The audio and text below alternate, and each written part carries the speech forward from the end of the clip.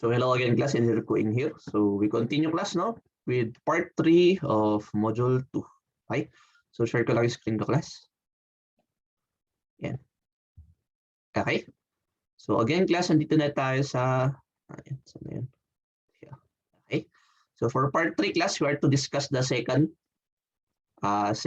test for aggregates class. It is entitled Specific Gravity and Absorption of Aggregates. Okay? ASTM designation natin dito class is ito, ASTM C127. Okay? So specific gravity class, no? Formal definition natin specific gravity is the ratio of the weight of a given volume of material to the weight of an equal volume of water. Okay? So para ratio lang natin class yung unit weight. So in terms of weight class, it's either unit weight yan or density. Okay? Yeah. So in terms of concrete work class, specific gravity customary refers to the density of the individual particles, not to the aggregate mass as a whole. Okay, so yeah. So in terms daw of yung concrete work natin class, so yun, specific gravity refers to the density of the individual particles. Okay. The most common definition class of specific gravity in concrete aggregate is based upon the bulk volume of the individual aggregate in saturated surface dry condition or yung SSD. So ito class, no, ito yung malaga. Pag sinabing SSD class, ang meaning ng SSD natin, saturated surface dry condition. So ipapakita ko mamaya yan class. So parang it is, meron kasi tayong types of condition class. Nung, parang yung water, yung moisture content class ng aggregates natin. So technically meron tayong 4. I'll discuss it later. Okay?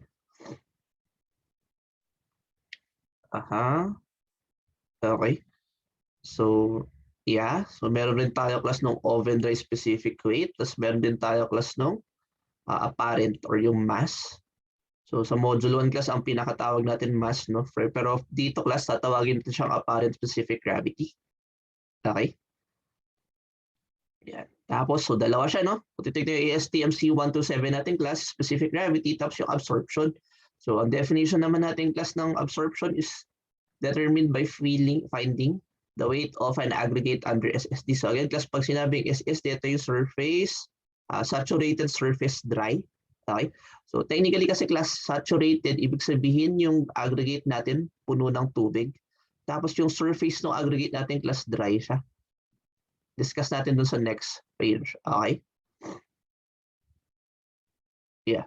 So the difference of weights expressed as percentage of oven dry. So in terms of coarse aggregate class, considered to be surface dry when, so kailan siya class nagiging surface dry? Ito, parang nilubog siya sa tubig class, tapos kinuha mo, para ilulubog natin sa tubig class, di ba, para maging saturated. Tapos pupunasan natin yung surface class, para maging surface dry. Okay? Further discussion class, ganito yung parang pinaka-itsura niya. Ito, okay? So again class, meron tayong 4 possible moisture conditions of aggregate. Okay? So, una class, ito yung completely dry. So, all pores are empty. So, technically, paano natin ma-attain class yung completely dry? Ilagay natin siya sa oven for at least 24 hours. So, pag ginawa natin yun, class, lahat ng tubig dun sa aggregate natin, matutuyo. Okay? So, air dry naman class, yung pores are partially filled. Ibig sabihin class, so ganun ulit. So, kunin mo lang yung aggregate mo class. This time, air dry natin. Hindi natin i-oven. Okay? So more or less class, ang kaya lang i-dry ng air dry is more or less yan. Yung ganyan. So yung pinakalob ng aggregate class, hindi niya kayang i-dry. So air dry. More or less yung tubig natin, itong gray part. Yan. May moisture yung aggregate natin, mga konti. Pero hindi full. Okay? So third condition, ito na yung pinaka-gusto natin class. Kasi technically, ito yung best. Okay? So saturated and surface dry. So titignan mo class, no? Yung buo, may lamang tubig. Pero yung pinaka-surface class ng aggregate, wala. So, paano natin ito ma-attain class? Yun nga, ilulubog natin yung aggregate natin class for at least 24 hours. Okay? For 24 hours class, kukunin mo yung aggregates mo, tapos pupunasan mo yung surface para maging surface dry. So, ganun natin class ma-attain ito. Okay?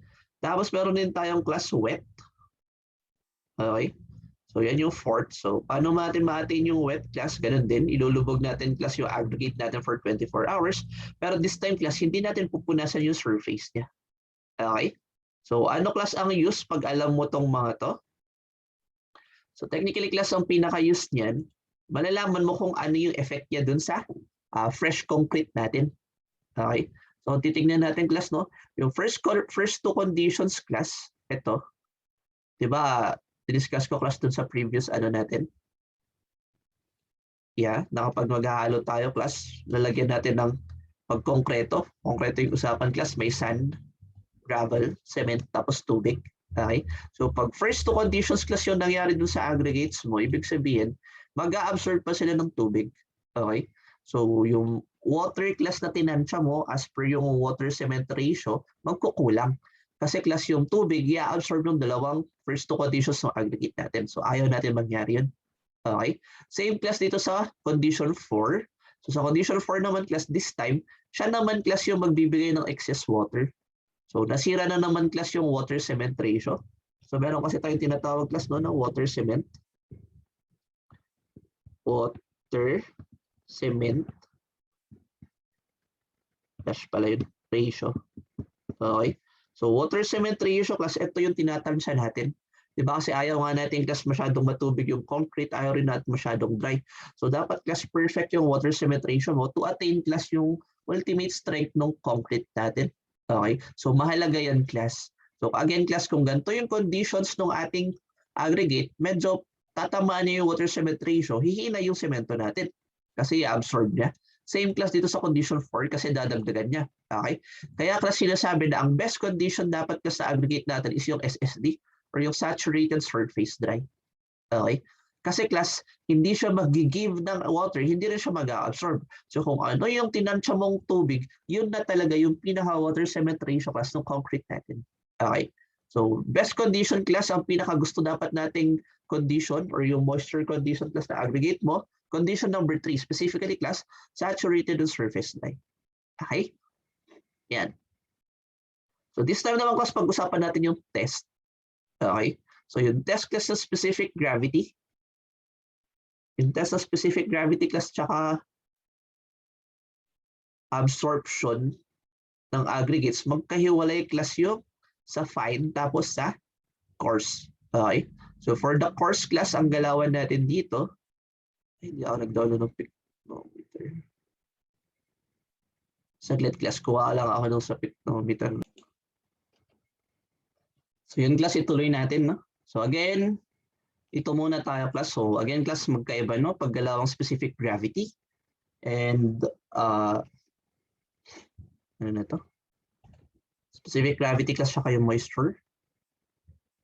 Or yung absorption class no, ng aggregates. So magkaiba class yung procedures natin as compared to yung coarse siya yung fine. Okay?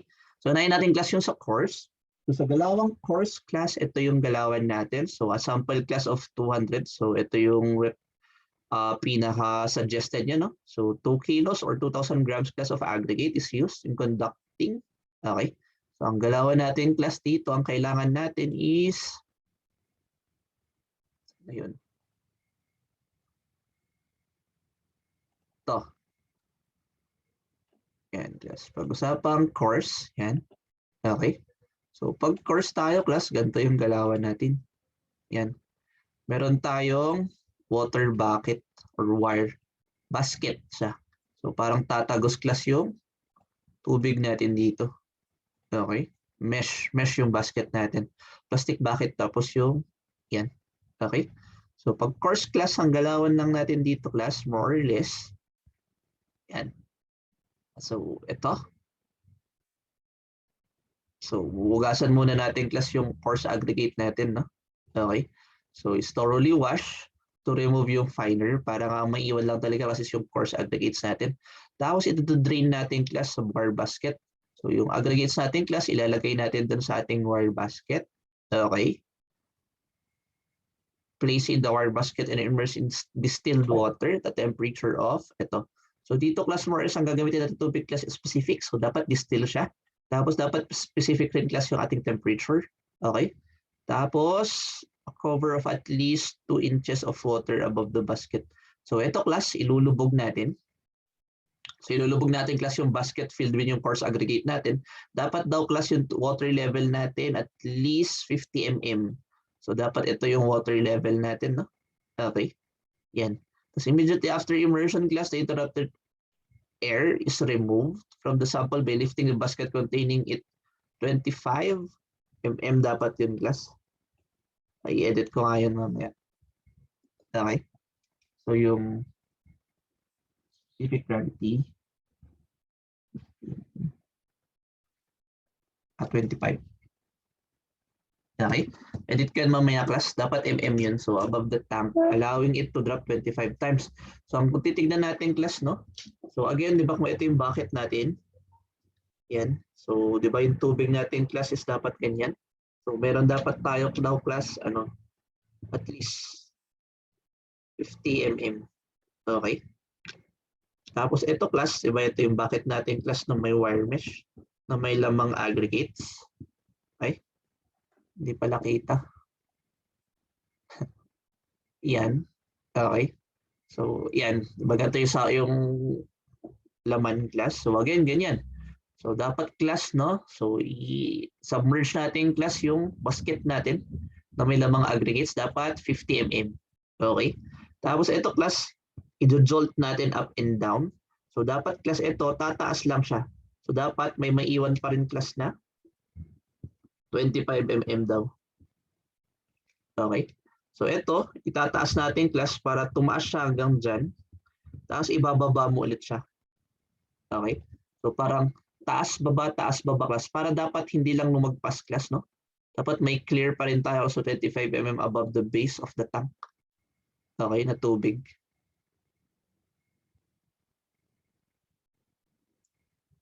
Base of the tank pala, class. Dito pala yun.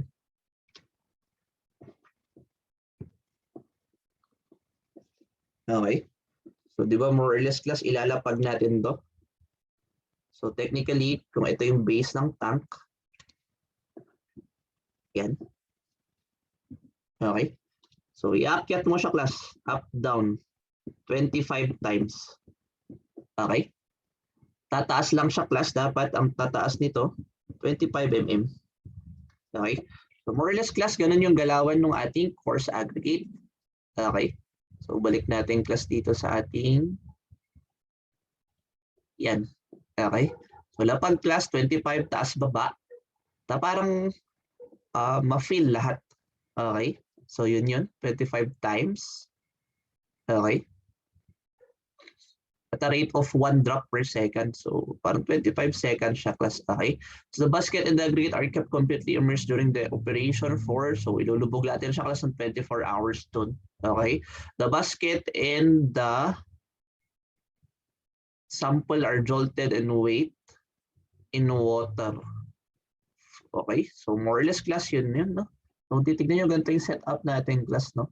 So, yung weighing scale natin, class, meron siyang contraptment doon na nakahook doon sa basket natin. Okay. So, itong basket, class, nakalubog doon sa waters natin. So, kukunin lang natin yung weight. So, may reading na yan. So, babasahin mo doon, class. So, yan na yun. Okay. So, tatawagin natin yung, class, na weight C1. It is the basket and the sample in water. Okay. Tapos, class, yun. These are removed from water. So, alisin natin sa water, class. Okay. Tapos gamit yung towel, class, no? So, alisin na natin to. Pupunasan na natin. Okay. Tapos, class, yung empty basket, ibabalik natin doon. Tapos, i-weight natin. So, i-weigh natin, class, without the aggregates na. Yun na yung C2. Weight C2.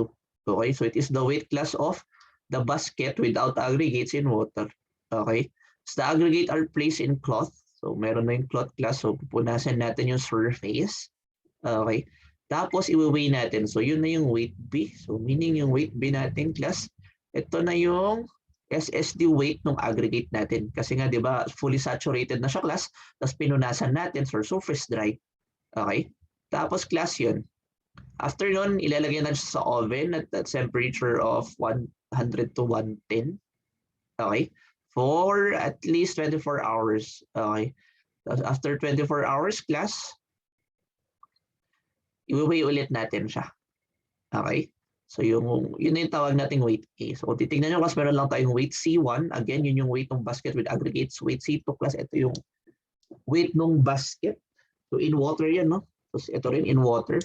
Empty basket. Okay.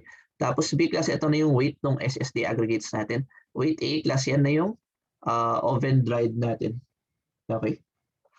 So kung titingnan nyo class, ito yung gusto nating makuha.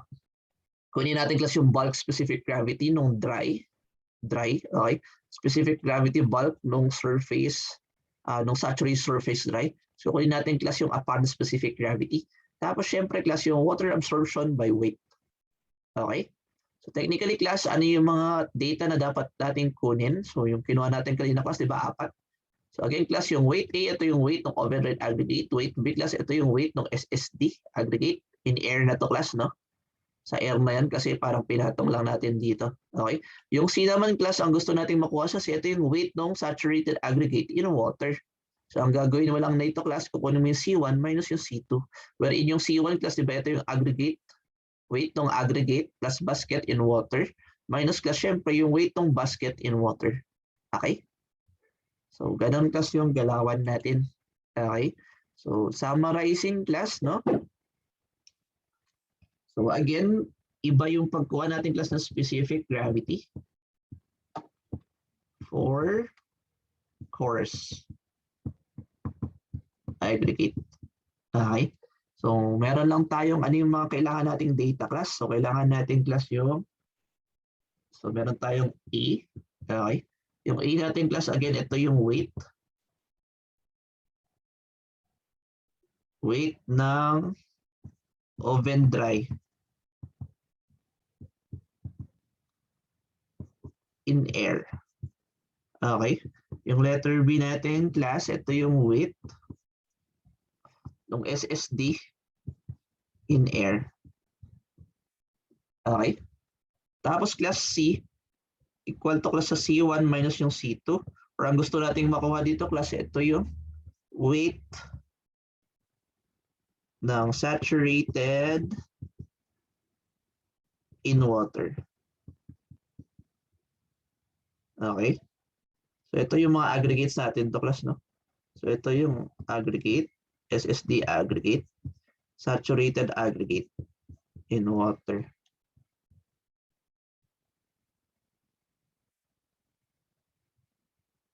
Bakit nagde-delay?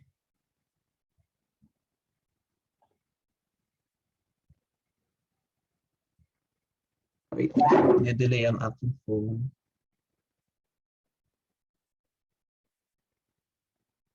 Ako, mahina yung connection.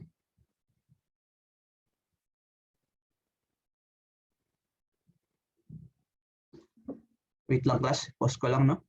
Medyo nagloloko ang ating camera.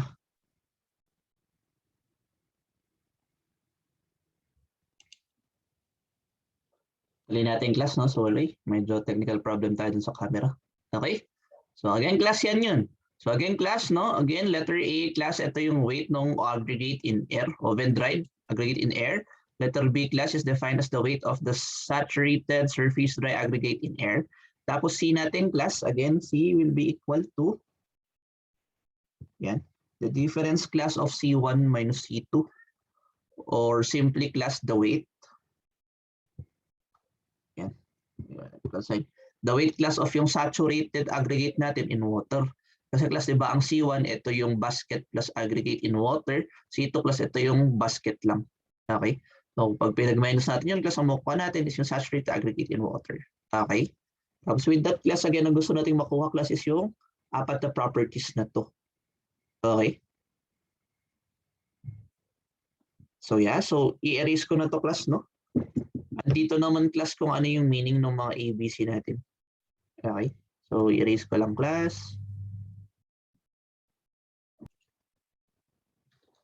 Tuloy natin class, no? So again class, ang una natin ginawa dito class is yung bulk specific gravity natin. So bulk specific gravity. Okay? So ang gusto natin class, unahin natin yung dry. So again class, ang formula natin dito class is A over B. Okay? Minus C. So again class, ang meaning ng ABC natin class andito sa right half. Okay? Next class, yung bulk specific gravity natin. SSD. Okay? So ito class, B over B minus C. Kung titingnan nyo dito class, ang nagbago lang, no? Yung nasa taas. So So pag bulk specific gravity dry yung kukunin natin class, dapat yung gagamitin natin doon sa numerator class is yung oven dry na weight ng aggregate. Okay, pag SSD naman class, syempre ang gagamitin natin class is yung SSD weight. Okay. Tapos class, meron kukunin natin class yung apparent specific gravity. Okay. So ito class equal siya sa A over yung A minus T. Okay. Lastly class, kukunin natin yung water absorption by weight. Okay. So ito class equal siya sa B minus A over yung A times 100%. Okay. Yan. So ito class yung parang working equations natin for a coarse aggregate. Okay. Ayan yung parang pinaka-summary nun. Okay. So moving on class, so iba naman class yung sa fine aggregates. So sa fine aggregates naman class, ang gagamitin natin yung pycnometer. So ganito class ang itsura ng pycnometer.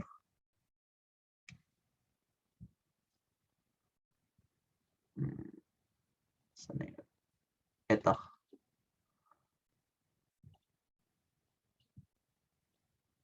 Okay. So ganito class ang pycnometer natin. Yan. Okay. Yan. So kung titignan nyo class, ganyan. So anong special class sa pycnometer natin class? Yeah. Kung titignan nyo class, airtight siya class. Kung baga meron siyang stopper. So kung titignan nyo class, no, pag inalis mo to, so meron siyang stopper doon, ilalagay niya dyan. Tapos ilalagay niya yung cover. Okay. Tapos ilalagay niya yung eto. Saka ayan. So kung titignan nyo class, ang special lang sa pycnometer natin, medyo airtight. Okay.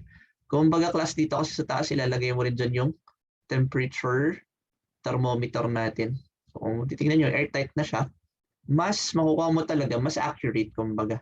Okay? So ano yung galawan class pag fine aggregates tayo? So again class, gagamit tayo ng pycnometer. Okay? So more or less yung sample size natin class, mga tipong yan, 1,000 grams na tayo class kapag usapang 10 mm to 4.75. Tapos, mga half kilo class, half kilogram kapag finer than ito. Okay? So ang galawan lang dito class same. So yung sample class ilalagay natin sa tray. Tapos lalagyan natin ng distilled water. Okay? The temperature of ito. So after immersion class, air is entrapped, bubbles. Tapos medyo yan. On the surface are removed by, so yung mga lumulutang class na bubbles, aalisin natin using a rod. Okay? Tapos i-immerse lang natin class yung fine aggregates natin for 24 hours. Okay? After 24 hours class, water is drained from the sample through a filter paper. Okay? So hindi pa natin linalagay class sa pycnometer, naka-tray pa lang siya. Okay? Tapos yun, i-drain natin yung tubig. Tapos exform i-dry natin siya class, air dried. Okay? Hanggang sa mag-evaporate yung moisture dun sa ano. Okay? Tapos, kukunin natin yung SSD weight. So, yun yung tatawagin natin weight D class, no? So, air dried lang tayo class hanggang sa parang mag-dry. Yeah, walang depunas dito class. So, i-warm air lang natin class, siguro blower hanggang sa mag-dry yung surface niya. So, parang kinukuha natin dito class is yung surface dry na saturated SSD. Okay? So, pag SSD na siya class, kunin natin yung weight. Okay? Tapos after nun class, yung aggregate, ilalagay na natin siya sa pycnometer. Pag linagay na natin dun class, no? Ita-dry natin yung outside ng pycnometer. So, mahalaga to class kasi may effect yung water, yung moisture sa labas nun. So, kailangan natin punasan yun class. I-weigh natin. So, yung weight C natin class, pycnometer.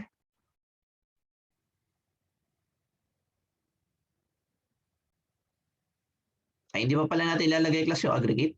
Sorry. Weight C pala natin class is lalagyan lang natin ng distilled water. So, ang weight C natin class is yung weight, no? Gulo ko ah. Sorry class, okay? So again class, ang weight C natin, so tama pala class, aggregate is placed on the pycnometer filled with water. So ang weight C natin class is yung weight ng pycnometer, yung aggregate, tapos yung water. Okay? Yan. Tapos the contents of the pycnometer are emptied into the tray class. Ilalagay ulit natin yung concept tray. Okay? Tapos yung pictometer class is refilled with distilled water. So yun na yung weight B natin class. So ang weight B natin class is the weight of the pictometer with water. So dapat parehas yung water level class ng dalawa. Okay? So kumbaga kung ito class yung water level nung with aggregate and water, dapat yung without aggregate, dyan rin sa level na yan. Okay? So after nun class, water is then carefully drained from the sample by decantation through a filter paper. Okay?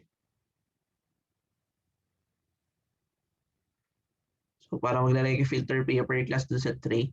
So parang kukunin lang natin class yung sample natin. Okay? Tapos ilalagay natin sa oven para makuha natin class yung weight A. So ang weight A natin class is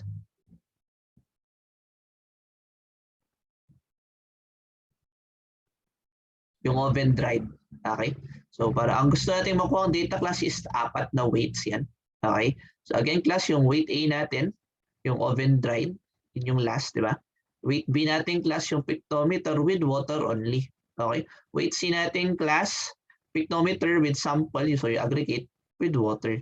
Tapos weight din natin class yung SSD, sample lang natin. Okay? So isa-summarize natin yun class. So i-erase ko lang to, no?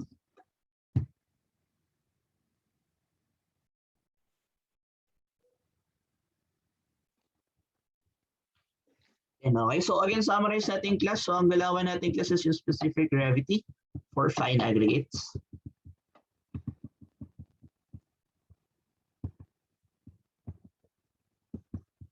Okay, so again class, this time meron tayong 4 na data na kukunin. So A, B, C, tsaka D. Okay, so yung A natin class, ito yung weight ng oven dried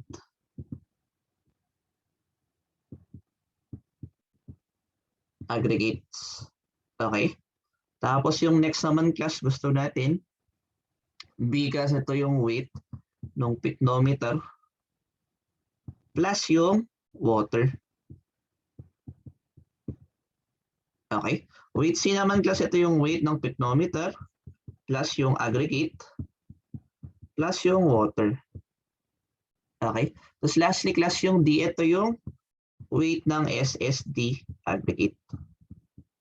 Okay, tapos same class, ang gusto natin makuha is yung 4 na properties. So yung first property natin class, again, dapat yung bulk,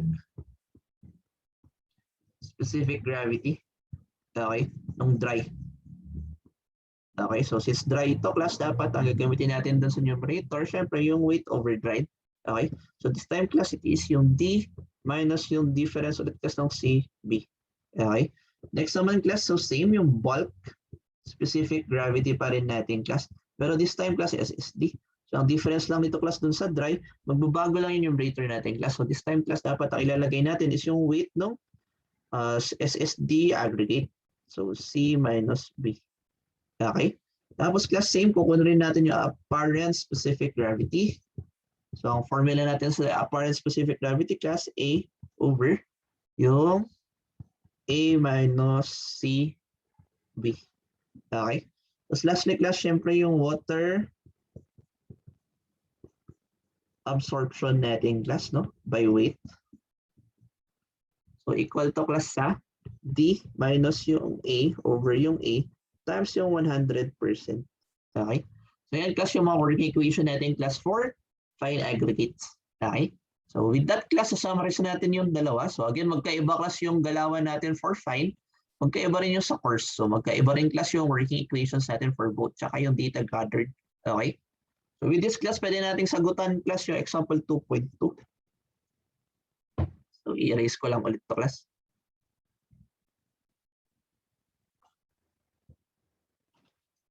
Okay class, so sagutan natin class yung example 2.2 para matapos na. Example 2.2 class. Yan. Okay. So this time class daw, ano ba yung problem 2.2 natin class? So nag-conduct daw sila class ng specific gravity and absorption of coarse and fine aggregates. Okay. Tapos isolve daw natin class yung bulk specific gravity nung dry tsaka yung SSD. Okay. Tapos yung apparent specific gravity, tapos syempre class yung water absorption by weight. Okay? So unahin natin class yung sa coarse aggregate. So yan yung given sa coarse aggregate class, no? Yeah. So unahin natin class yung Letter A, syempre yung course. Aggregate. Okay, so ano yung mga given natin class? So meron siyang given. So ito yung letter A natin. Unahin na natin yung A. So ang A natin class, again, equal siya sa 1227 grams. Okay. Tapos yung B, equal siya class sa 1258 grams. So yung A natin class, di ba ito yung oven dried weight? Okay. Yung B naman natin class, ito yung ito. SSD weight in air. Okay. Tapos class yung C1 natin. So C1, ito yung 1128 grams. So ito class yung weight ng aggregate plus basket in water. Okay. C2 natin class, ito yung 401 grams. Okay. Yan. Ito yung weight ng aggregate in basket in water. Okay. So para makuha natin class yung C, so yung minus lang natin class C1 minus C2 lang to, no? Parang makuha natin class, diba? Kasi ang C class, itong gusto natin sa C, ito yung weight ng saturated aggregate in water. So para makuha natin class yung weight saturated in water, minus lang natin class yung aggregate in basket in water minus yung basket. Okay, so yung 1128 class minus yung 401. So yung C natin class is equal to 727 grams. Okay? So yan. So tuloy-tuloy na tayo class. So alam lang natin yung formula class, no? So, isolve muna natin class, syempre, first step, yung bulk specific gravity. So, yung bulk specific gravity class nung dry. Okay. So, di ba ang formula natin dito class is yung A over yung B minus C. Okay. So, direct sub lang tayo class kasi meron naman na tayo value ng A, B, tapos yung C. So, yung A natin class, di ba is 1, 2, 27 all over yung B natin class na 1258. Minus yung C natin class na 27. 727. Okay? So makuha natin dito class 2.31. Okay? Tapos class next, syempre yung bulk specific gravity nung SSD. Okay? So this time class ang formula natin, parehas lang dito, pero this time class yung numerator natin, dapat gagamitin natin yung SSD weight ng aggregate. So yun yung B. Okay? Over B minus C. So direct sub lang ulit class. So this time dito 1258 all over class yung 1258 minus yung 727. So anong sagot natin class? So 2.37. Okay? Tapos class, isolve rin natin yung apparent specific gravity. So apparent specific gravity. So ang formula natin dito class, A over A minus C. So direct sub lang siya class, di ba? As long as alam mo lang kunin ko ano yung value ng A, B, tsaka C. Okay? Again class, ang A natin is equal to 1227 all over 1227 minus class yung 727. Okay, so ang makuha natin dito class, meron tayong 2.45. Okay. Lastly class, yung solve naman natin class yung water absorption by weight. Okay. I-erase lang muna natin class yung taas. Hindi kasya dyan pala. Kahit anong gawin ko. Yan. Okay. Sulat ko na lang dito yung formula. So, ang water absorption natin class by weight is equal to class, so ang formula natin dito class is B minus A over A times 100%. Okay? So direct sub lang natin class dito sa taas, no? So B. So 1258 class all over class, no, ay minus yung 1227. Okay? All over class yung 1227 ulit times 100%. Okay? So kung titignan natin class, magka-cancel lang yung mga yan. So yung grams natin dito, yung grams natin magka-cancel. So anong sagot natin class? So final answer na natin dito class, 2.53%. So kung titignan nyo class, direct sub lang siya. As long as alam mo class kung ano yung value ng A, yung B, tapos yung C.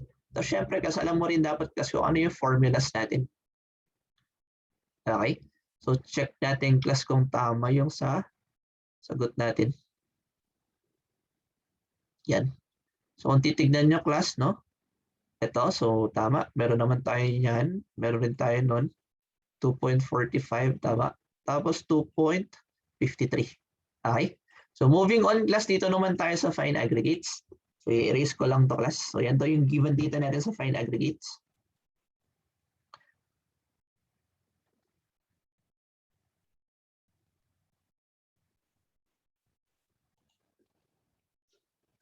So tuloy natin class, no? So this time class, letter B na tayo.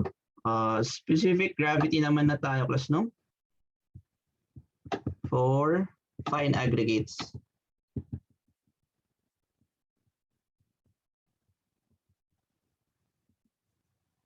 Okay? So ito daw yung given natin class, no? So this time class, andyan naman na yun, no? So letter A natin class, again, equal siya class sa 491.3 grams. Okay. B natin class is equal to 645.1 grams. Okay. C natin class is equal to 932.9 grams. Okay. Tapos last class yung D natin is equal to 500.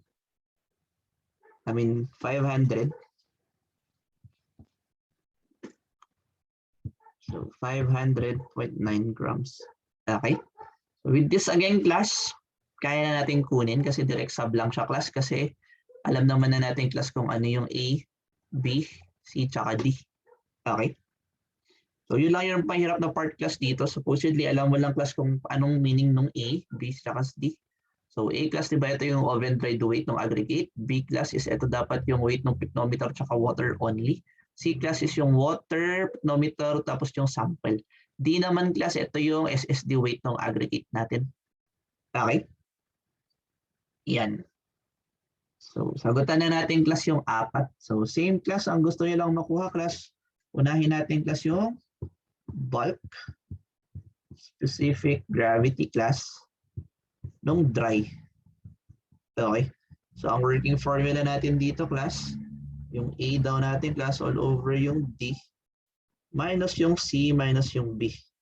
Okay. So ang A natin class diba is 491.3 all over class yung D natin na 500.9. Okay. Minus yung C natin class na 932.9 minus yung B. So yung 645.1. Okay. So dito class, may sagot tayo. Ang makukuha natin sagot dito class is equal to 2.31 ulit. Okay. So next class, so kailangan rin natin class yung bulk, specific gravity. So this time class, SSD naman tayo. So para sa SSD class, papalitan lang natin siya ng numerator ng SSD weight instead of yung oven dried.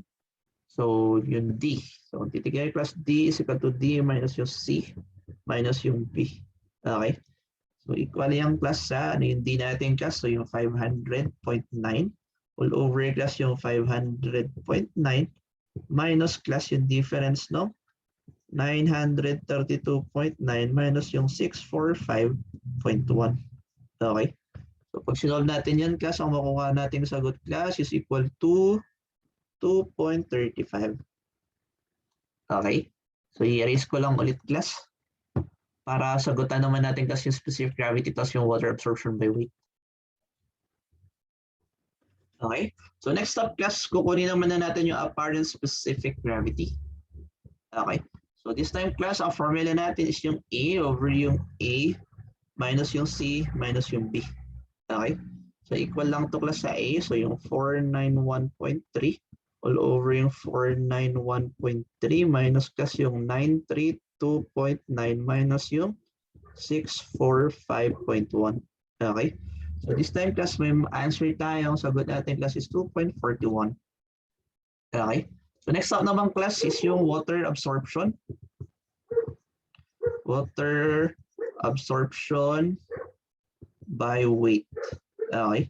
So ang working formula natin dito class D minus A over yung A times 100%. Okay. So equal siya class sa D natin. So ang D natin is 500.9 all over minus class yung 491.3 over yung 491.3. Okay. Times 100%. Okay. So ang final answer natin dito class 1.95%. Okay? So, check natin yung mga sagot natin class. So, kung titignan natin class, tama tayo. 31 yung una, class 35 yung next, tapos yan. So, pag sinamarize natin class, ito yung final answers natin for specific gravity tsaka water absorption class of aggregates. Okay? So, saan natin class makikita yung parang paano natin interpret yan?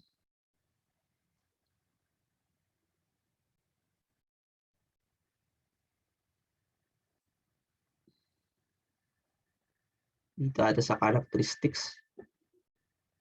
Yeah. So, more or less class. Yeah, wala akong konting reference. Nandun natin sa kabila. Titignan nyo class, supposedly daw class ang aggregate specific gravity ng specific gravity na aggregates class is more or less ito. 2.6 to 2.7. Okay. Yeah, tingin kayo ng ibang references class. Okay. So this ends class, i-end natin dito, no? I-end natin class yung part 3 ng module 2 dito. Okay. So for the last module class, I mean yung fourth part, yung part 4 ng module 2, dito naman na tayo class sa third test. So yung third test natin, ito. Okay. So again, class. So thank you for staying, class. See you at the next video. Bye.